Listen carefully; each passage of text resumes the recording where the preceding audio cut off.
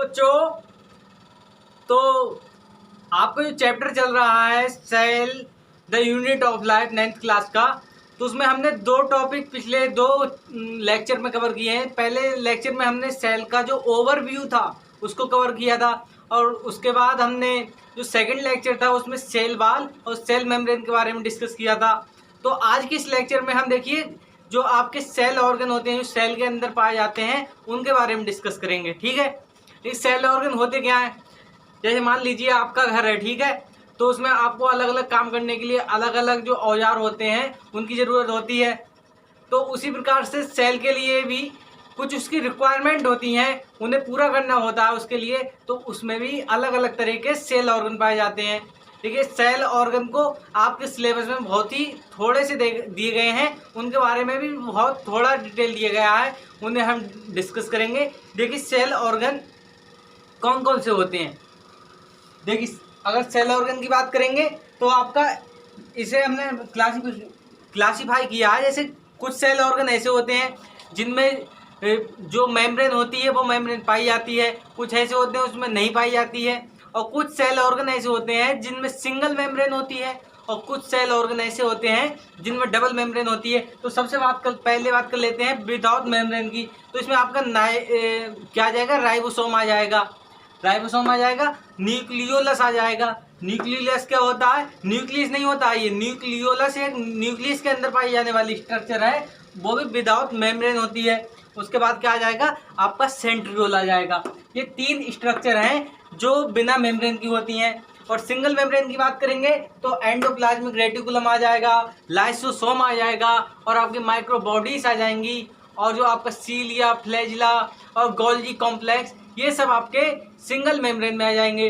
अगर double membrane की बात करेंगे तो आपका न्यूक्लियस आ जाएगा, और उसके बाद क्या आएगा? आपका जो आपका माइटोकॉन्ड्रिया है वो आ जाएगा, और आपका क्लोरोप्लास्ट आ जाएगा, यानी प्लास्टिड आ जाएंगे, जो क्या डबल मेम्ब्रेनस है। आपके सिलेबस में देखिए क्या क्या है इसमें पढ़ना है आपको। एंडोप्लाज्मिक रेटिकुलम दे रखा है, लाइसोसोम दे रखा है, ठीक है, इधर माइटोकॉन्ड्रिया दे रखा है, प्लास्टिड दे रखा है, न्यूक्लियस दे रखा है, और हम इसके बारे में भी हल्की डिटेल आपको पढ़ाएंगे, न्यूक्लियोलस और राइबोसोम। ठीक है, गोल्जी कॉम्प्लेक्स दे रखा है यहाँ पर, गोल्जी बॉडी। तो इन सब के बारे में एक एक करके डिस्कस करेंगे आज की वीडियो में। हम जहाँ तक है माइटोकॉन्ड्रिया और क्लोरोप्लास्ट यानी प्लास्टिड को कवर करने की कोशिश करेंगे, तो वीडियो में बने रहिएगा। तो आइए अब डिस्कस कर लेते हैं माइटोकॉन्ड्रिया के बारे में। देखिए, किसी भी सेल ऑर्गन को आप पढ़ेंगे तो उसका एक सीक्वेंस बना लीजिए। सीक्वेंस से क्या होगा? चीज़ें लंबे समय से तक आपके दिमाग में रिटेन रह पाएंगी। सीक्वेंस कैसे बनाओगे? सबसे पहले आप देख लो कि हमारी जो बुक है उसमें कोई साइंटिस्ट का नाम तो नहीं दे रखा है, कोई डिस्कवरी तो नहीं दे रखी है। अगर दे रखी है तो उसका सबसे पहले हम डिस्कवरी लिखेंगे, फिर उसके बाद उसकी स्ट्रक्चर पर जाओ। पहले डिस्कवरी, उसका मतलब हिस्ट्री के बारे में देख लो, डिस्कवरी कैसी हुई। उसके बाद कहाँ जाओगे आप? स्ट्रक्चर पर जाओगे। स्ट्रक्चर के बाद कहाँ जाओगे? फंक्शन पर जाओगे। ठीक है, तो सबसे पहले हम क्या करेंगे? माइटोकॉन्ड्रिया की डिस्कवरी देखेंगे। डिस्कवरी की देखिए, डिस्कवरी की बात करें तो आपके सिलेबस में डिस्कवरी के बारे में बहुत ज़्यादा कुछ दे नहीं रखा है, तो लेकिन सीक्वेंस मेंटेन करने के लिए यहाँ पढ़ाना ये ज़रूरी है। और आप अगर उसे याद आसानी से कर पाएँ तो कर भी सकते हैं, बार बार पढ़ोगे तो निश्चित तौर पर याद हो जाएगी, लेकिन आपके लिए बहुत ज़्यादा इम्पोर्टेंट डिस्कवरी यहाँ पर नहीं है। देखिए, डिस्कवरी की बात करोगे तो किसने की थी? Albert von Kolliker. देखिए, दिख रहा नहीं?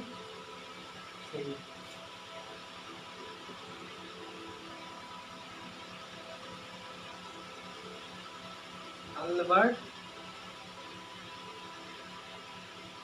वॉन कोनिकर कब की थी? 1857 के 1857 में। ठीक है, और कहाँ की थी? इन्होंने डिस्कवरी की थी वॉलंटरी मसल ऑफ इंसेक्ट।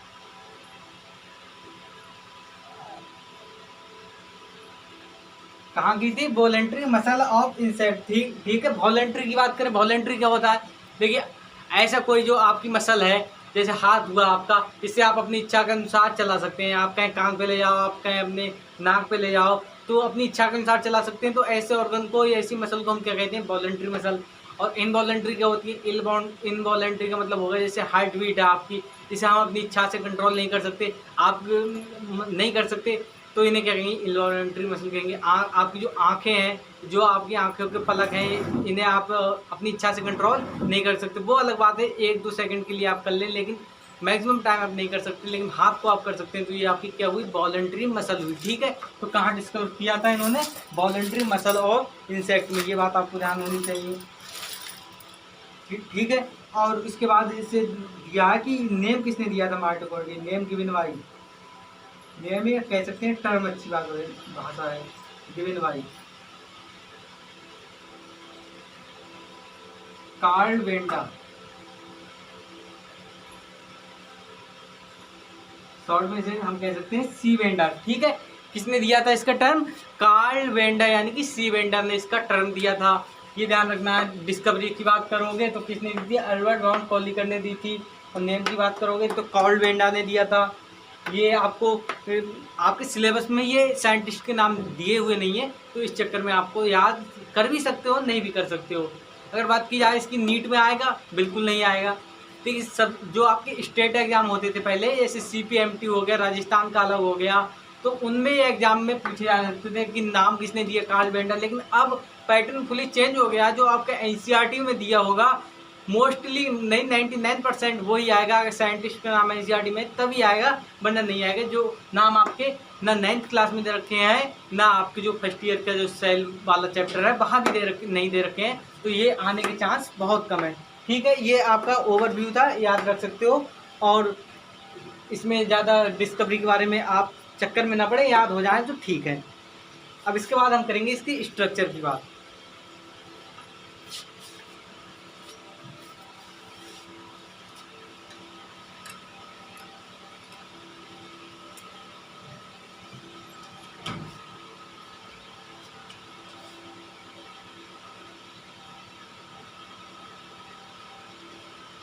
देखिए, स्ट्रक्चर की बात करोगे तो सबसे पहले इसकी देख लोगे शेप क्या है।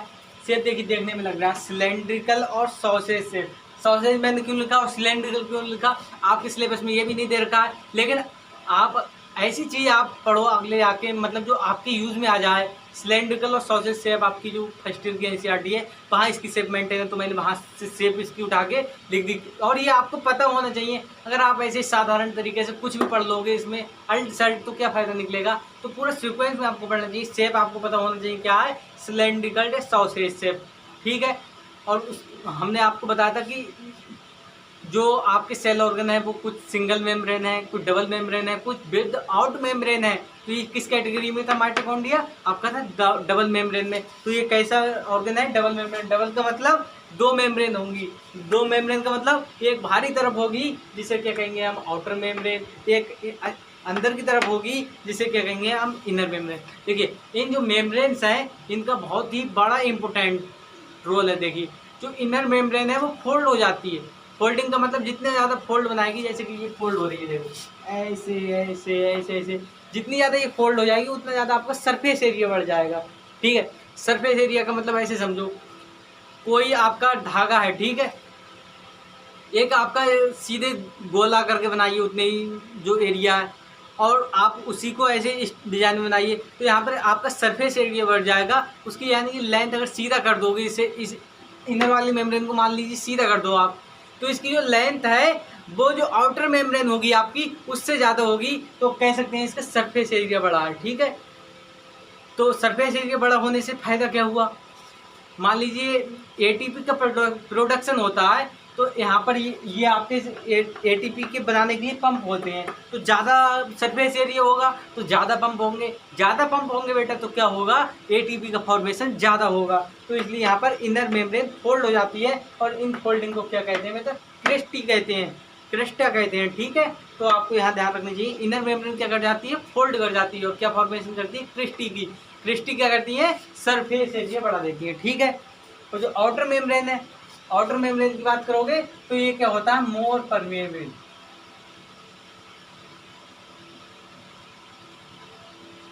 मोर परमेबल कैसे होता है, देखिए, इसके अंदर पाई जाती है मेम्ब्रेनल इंटीग्रल मेम्ब्रेन प्रोटीन।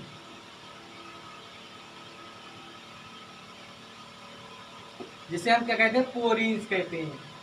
पोरीन्स का नाम भी आपके सिलेबस में नहीं है, लेकिन पढ़ आना चाहिए। इंटीग्रल का मतलब क्या हुआ, जैसे यहाँ पर कोई प्रोटीन फंस जाए ऐसे मेम्ब्रेन में इसके अंदर, तो उसे हम कहेंगे इंटीग्रल, फंसी हुई प्रोटीन। तो पोरीन्स ऐसी प्रोटीन होती हैं जो क्या करती हैं, जैसे आयंस हो गए, आपके न्यूक्लियोसाइड हो गए, बहुत बहुत सी चीज़ें जो सेल के लिए ज़रूरत, जो आपके सेल ऑर्गन के लिए ज़रूरत है और सेल के लिए ज़रूरत है, तो उसका जो साइटोप्लाज्म, देखिए ये सेल ऑर्गन है कहाँ, ये मान लीजिए आपकी कोई सेल है, इसके अंदर ये ऐसा माइटोकॉन्ड्रिया पड़ा होगा ऐसे ऐसे करके। तो मान लीजिए साइटोप्लाज्म से सेल ऑर्गन, साइटोप्लाज्म को आवश्यकता है किसी चीज़ की, तो सेल ऑर्गन यहाँ से भेजेगा। अगर इसको आवश्यकता है तो ये मेम्ब्रेन के चैनल के थ्रू आ जाएगा। तो पोरीन्स का ये काम है, ठीक है। पोरीन्स ऐसी प्रोटीन, मतलब कुछ स्मॉल साइज की फुल प्रोटीन भी इसके अंदर से जा सकती हैं, आयंस को छोड़िए, स्मॉल साइज की प्रोटीन, ठीक है। तो क्या हुआ, ये ज़्यादा परमेबल होती है किसके मुकाबले, इनर मेम्ब्रेन के मुकाबले, ठीक है। ये बात आपको पता होना चाहिए। अब बात कर लेते हैं इनर मेम्ब्रेन की। तो इनर मेम्ब्रेन के बारे में हमने पढ़ा है, क्या हो जाती है, इनफोल्ड हो जाती है। इनर मेम्ब्रेन की फोल्डिंग हो जाती है तो क्या बन जाता है, क्रेस्टी बन जाती है, क्रेस्टी, ठीक है। यहाँ तक आपको दिक्कत नहीं होनी चाहिए। अब जो दोनों मेम्ब्रेन है, ये इनर मेम्ब्रेन और आउटर मेम्ब्रेन, कौन सी मेम्ब्रेन, इनर मेम्ब्रेन और आउटर मेम्ब्रेन के बीच ये स्पेस है बेटा, इसे क्या कहेंगे, inter membranes space, inter membranes,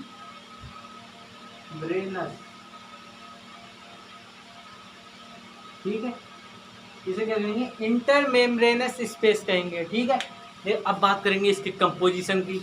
देखिए ये जो आपकी सेल थी मैंने बनाई थी, ये सेल, इसके अंदर थी आपकी माइटोकॉन्ड्रिया, ठीक है, ये थी आपकी माइटोकॉन्ड्रिया, ठीक है। तो ये स्पेस है, इसका कंपोजिशन कैसा होगा, इसका कंपोजिशन लगभग बेटा कैसा होगा, जो आपका साइटोप्लाज्म था उसके जैसा होगा। उसके जैसा क्यों होगा, ये बहुत परमेबल होती है। परमेबल का मतलब इसमें आयंस भी जा सकते हैं, न्यूक्लियोटाइड भी जा सकते हैं। तो इस मेम्ब्रेन और इस मेम्ब्रेन के बीच की जो जगह है और यहाँ पर जो साइटोप्लाज्म है, इनका कंपोजिशन बेटा लगभग सेम हो जाएगा, ठीक है। डिफरेंस क्या चीज़ का होगा, देखिए स्मॉल साइज की प्रोटीन हो जा सकती है, बहुत लार्ज साइज की प्रोटीन नहीं आएंगी। तो प्रोटीन का जो कंटेंट होगा उसमें डिफरेंस हो सकता है, ठीक है। और बाकी अधिकतर इसकी सिमिलरिटी होंगी साइटोप्लाज्म के साथ, ये बात आपको ध्यान रखनी है, ठीक है।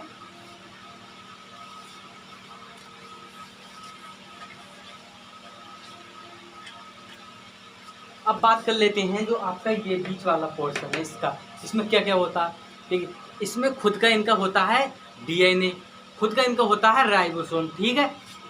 और जो जो स्पेस होता है इसे क्या कहते हैं, इसे कहते हैं बेटा माइटोकॉन्ड्रियल मैट्रिक्स। क्या कहते हैं, माइटोकॉन्ड्रियल मैट्रिक्स। तो मैट्रिक्स क्या होती है, सराउंडेड बाय इनर मेम्ब्रेन,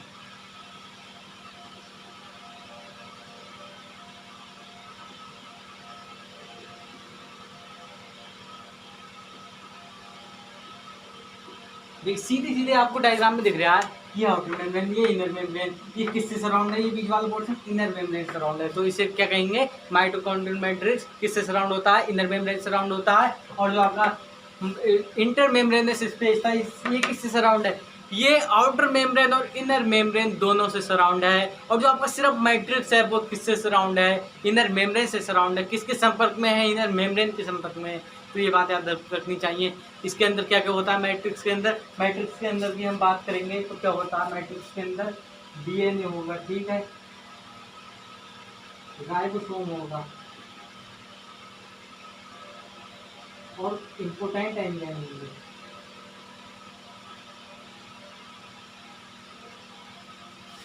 ये मुख्य रूप से ये चीज़ होती है, डीएनए होता है, राइबोसोम होता है, इम्पोर्टेंट एंजाइम होते हैं। देखिए एक लाइन होती है आपकी mitochondria is semi autonomous. Semi autonomous का क्या मतलब, सेमी ऑटोनोमस मान लीजिए किसी व्यक्ति के ऊपर आपको एग्जाम्पल देकर समझाते हैं। मान लीजिए कोई व्यक्ति है, ठीक है, अगर उसे 100 रुपये की आवश्यकता है, 100 रुपये की रिक्वायरमेंट है मान लीजिए, तो वो 80-90 रुपये, 70-80 रुपये अपनी कमा लेगा, ठीक है, अपने आप से बना लेगा या कमा लेगा, कुछ भी कर लेगा। लेकिन जो 20 रुपये बचे उसे किसी दूसरे व्यक्ति से लेना ही होगा, उसके बगैर उसका काम ही नहीं चलेगा। तो उसे क्या कहेंगे हम, semi autonomous person. Fully autonomous क्यों नहीं है, क्योंकि जितनी रिक्वायरमेंट है पूरी खुद नहीं कर सकता, मैक्सिमम पूरी कर सकता। इसी प्रकार हम माइटोकॉन्ड्रिया को भी सेमी ऑटोनोमस ऑर्गन क्यों कहते हैं।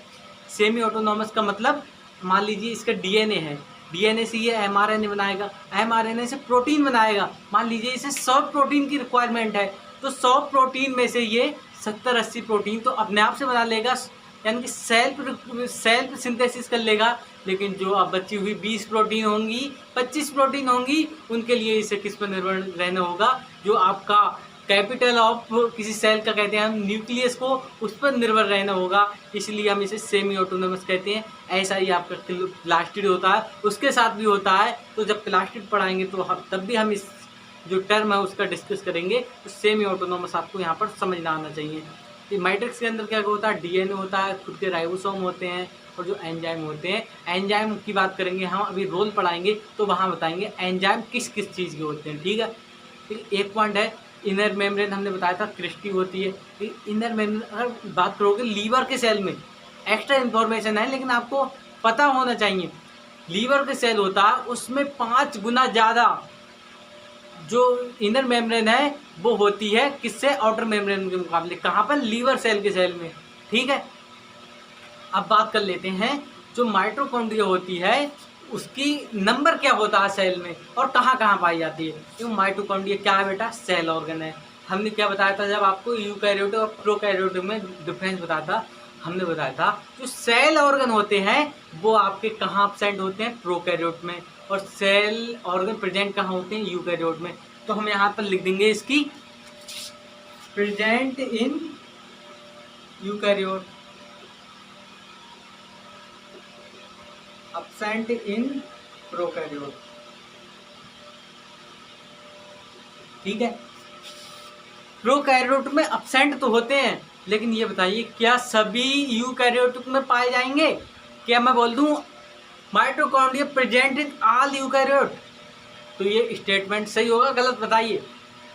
ये स्टेटमेंट बिल्कुल गलत हो जाएगा, क्योंकि देखिए आपकी अगर मैच्योर आरबीसी की बात करेंगे तो वहाँ पर आपकी माइटोकॉन्ड्रिया एब्सेंट होती है। क्यों एब्सेंट होती है, कि जो आपकी आरबीसी होती है वो किसका ट्रांसपोर्ट करती है, ऑक्सीजन का। ब्लड एंड टिश्यू के बीच ऑक्सीजन का ट्रांसपोर्ट में हेल्प करती है, तो उसके लिए ऑक्सीजन को ज़्यादा कंटेन करेगी, तो उसमें जगह ज़्यादा होनी चाहिए, स्पेस ज़्यादा होना चाहिए। उसी कारण ये क्या करती, एब्सेंट होती है मैच्योर आरबीसी में। ठीक है, यहाँ तक आपको पता होना चाहिए।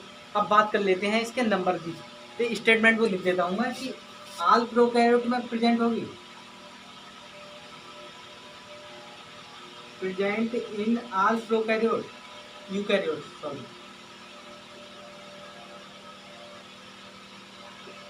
तो आपका आंसर जाना चाहिए नो, प्रोकैरियोट में एब्सेंट होगी, तो आपका आंसर जाना चाहिए yes, present in eukaryote yes. लेकिन ऑल बोल दे जहाँ पर, वहाँ पर आपका आंसर नो हो जाना चाहिए। ठीक है, अब बात कर लेते हैं इसके नंबर की।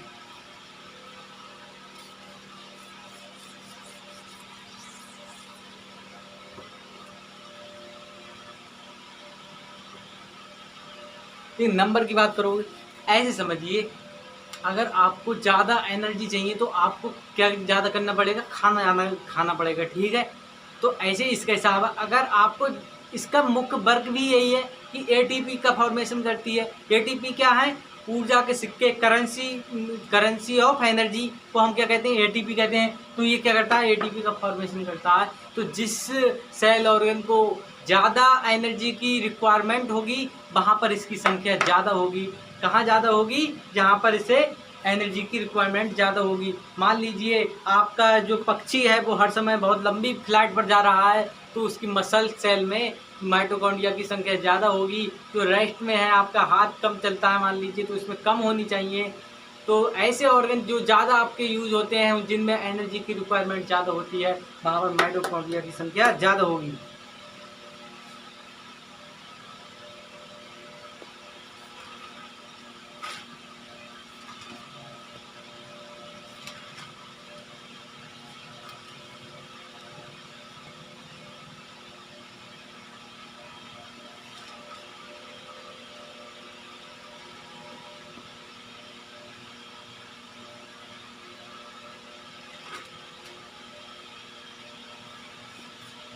ठीक है, यहाँ तक आपको क्लियर हो गया। नंबर किस पे डिपेंड करेगा? डिपेंड ऑन फिजियोलॉजिकल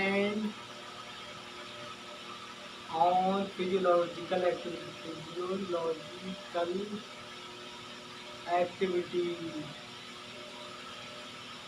ठीक है, तो जितनी ज़्यादा आपकी सेल की फिजियोलॉजिकल एक्टिविटी होगी वहाँ नंबर ज़्यादा होगा, जहाँ कम होगी वहाँ नंबर कम होगा। ठीक है, अब बात कर लेते हैं फाइनल पॉइंट इसके रोल्स की। रोल्स क्या हैं?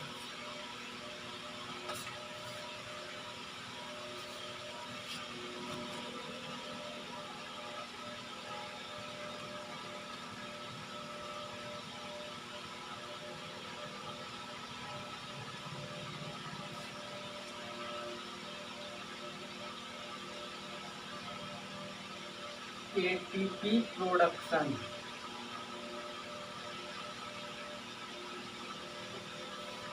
कोई भी सेल हुआ उससे वर्क करते रहने के लिए किसकी आवश्यकता होती है? एनर्जी की आवश्यकता होती है। तो वो एनर्जी किस फॉर्म में मिलती है? हमें एटीपी के फॉर्म में मिलती है। तो ये क्या प्रोड्यूस करती है? एटीपी। देखिए इसकी जो इनर मेम्ब्रेन है, ठीक है, इस पे इलेक्ट्रॉन ट्रांसपोर्ट चेन होती है। मान लीजिए इसके अंदर मैट्रिक्स के अंदर बहुत सारे रिएक्शन हो रहे हैं। देखिए एक रिएक्शन होती है आपकी ग्लूकोज से बनता है आपका पायरुविक एसिड, ठीक है, ऐसे ये पायरुविक से ऐसे जाता है, ये तो इसमें जाता है, ठीक है। तो यहाँ पर क्या होता है? प्रोटॉन यहाँ एक्यूमुलेट हो जाते हैं, ऐसे करके प्रोटॉन एक्यूमुलेट हो जाते हैं, यहाँ प्रोटॉन की संख्या कम हो जाती है। तो इस तरीके से ये ग्रेडियंट बनता है। और यहाँ पर एक होता है, ये चैनल होता है, ऐसे करके चैनल होता है जिसे एटीपीएस चैनल कहते हैं, ठीक है। तो यहाँ से जब प्रोटॉन का ट्रांसफर होता है ना बेटा, तो यहाँ से जब प्रोटॉन का ट्रांसफर होता है तो एटीपी का फॉर्मेशन हो जाता है। एटीपी का फॉर्मेशन यानी कि हमें एनर्जी मिल गई, तो इसका यूज एटीपी के प्रोडक्शन में है। तो इसमें क्या बहुत इंपॉर्टेंट रोल प्ले कर रहा है? जो इनर मेम्ब्रेन है, इनर मेम्ब्रेन जो क्रिस्टी है आपकी, वो बहुत ही इंपॉर्टेंट रोल प्ले कर रही है एटीपी के फॉर्मेशन में। जितनी ज़्यादा क्रिस्टी होंगी उतनी ज़्यादा एटीपी की प्रोडक्शन होगी, ये आपको ध्यान रखनी है। देखिए ये इस चैन पर मान लीजिए बहुत सारे आपके इलेक्ट्रॉन ट्रांसपोर्ट चैन होगी, तो बहुत सारे चैनल्स वगैरह होंगे। पूरी यहाँ से इलेक्ट्रॉन यहाँ आएगा, H+ यहाँ जाएगा, यहाँ आएगा, ऐसी आपकी घटनाएं यहाँ पर होती रहेंगी। क्योंकि आपके ये सिलेबस में है नहीं, तो हम आपको यहाँ पर अगर कुछ पढ़ाएंगे तो ऊपर से आएगा, हवा हवाई जाएगा, तो इसलिए पढ़ने में कोई फ़ायदा नहीं है। इसका मुख्य रूप से यही रोल है एटीपी का प्रोडक्शन। और इसके अंदर क्या पाए जाते हैं? जो साइकिल होती है, ये क्रेब साइकिल चलती है, क्रेब साइकिल, उसके भी एंजाइम पाए जाएंगे, ये सब हेल्प करते हैं। तो ये चीज़ आपको ध्यान रखनी चाहिए। तो एक सेल ऑर्गन के बारे में आपको क्या क्या पता होनी, उसकी डिस्कवरी किसने की, कहाँ की, उसके बाद उसकी स्ट्रक्चर क्या है, आउटर मेम्ब्रेन क्या है, इनर मेम्ब्रेन क्या है, उसके रोल क्या है, मैट्रिक्स क्या है, इंटर मेम्ब्रेन स्पेस क्या है, और फिर उसके रोल के बारे में आपको ध्यान होना चाहिए। ये चीज़ें आपको पता होना चाहिए। अब आई होप मैं समझ सकता हूँ माइटोकॉन्ड्रिया से आपका प्रश्न गलत नहीं होगा, और इतनी डिटेल में शायद आपको कोई नहीं पढ़ा है। ये लेक्चर देखने के बाद आपको अपनी एनसीईआरटी की हर एक लाइन बहुत ही आसानी से समझ में आएगी। एटीपी की फुल फॉर्म आपकी एनसीईआरटी में दे रखी है, एडिनोसिन ट्राइफॉस्फेट। ये एक टाइप का न्यूक्लियोटाइड है, इसे एनर्जी, करेंसी ऑफ एनर्जी कहते हैं, ऊर्जा के सिक्के। ये चीज़ आपकी एनसीईआरटी में लिखी है, तो ये आपको पता होना चाहिए। अब अगर हम बात करें इसके क्विक रिवीजन पे, तो सबसे पहले हमने बात क्या की थी? इसकी डिस्कवरी की बात की थी। कहाँ की थी? 1857 में किसने की थी? कोलिकर ने की थी। और इसके अगर नाम की बात करें, किसने दिया था? सी वेंडा ने, यानी कार्ल वेंडा ने दिया था।